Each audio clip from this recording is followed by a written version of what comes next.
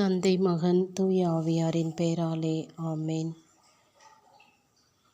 ஆண்டவருக்கு நன்றி செலுத்துங்கள், ஏனெனில் அவர் நல்லவர், என்றென்றும் உள்ளது அவரது பேரன்பு.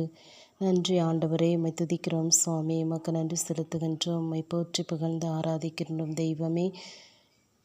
இந்த நாள் முழுவதும் காலை கண் விழித்தது முதல் இந்நொடி பொழுது வரையிலும் தெய்வமே, நீர் எங்கள் ஒவ்வொருவரையும் உம்முடைய கண்ணின் மணியென காத்து கொண்ட கிருபைக்காய் நன்றியப்பா. நன்றியோடு உம்மை துதிக்கின்றோம்.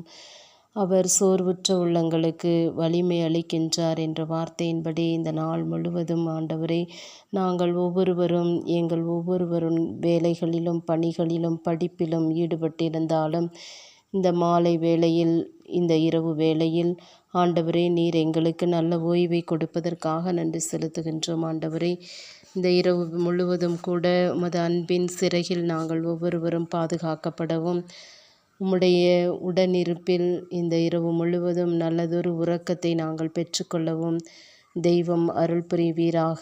நன்றி செலுத்துகிறோம் அப்பா. எங்கள் குடும்பத்தில் உள்ள ஒவ்வொரு நபரையும் பெயர் பெயராக உம்முடைய கரங்களில் ஒப்புக் கொடுக்கின்றோம். எங்கள் குழந்தைகளை ஒப்புக் கொடுக்கின்றோம்.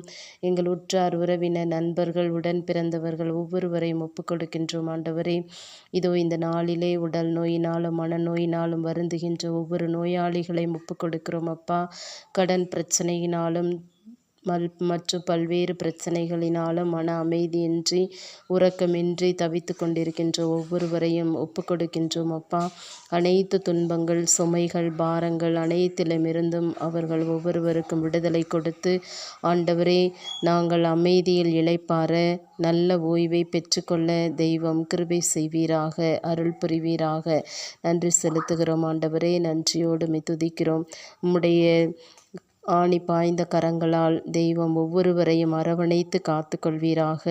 உம்முடைய உடனிருப்பில் நாங்கள் அமைதியோடு உறங்கி ஓய்வெடுத்து புதிய நாளை சந்திக்க அருள் புரிவீராக.